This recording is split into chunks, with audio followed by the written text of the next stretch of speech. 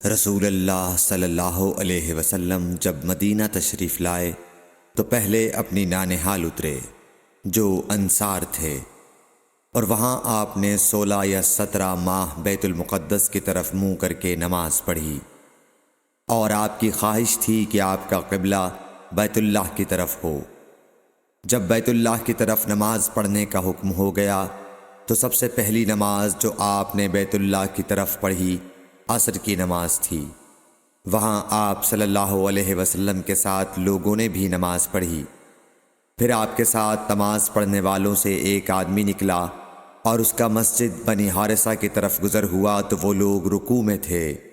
وہ بولا کہ میں اللہ کی گواہی دیتا ہوں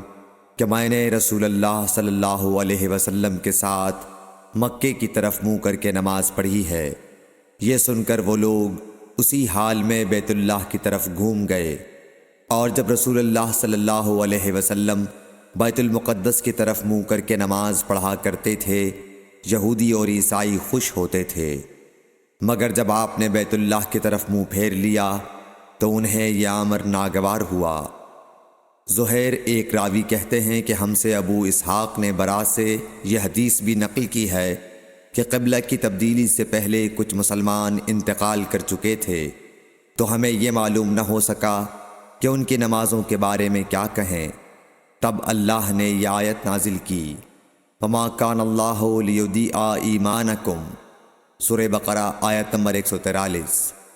صحیح بخاری حدیث نمبر 40۔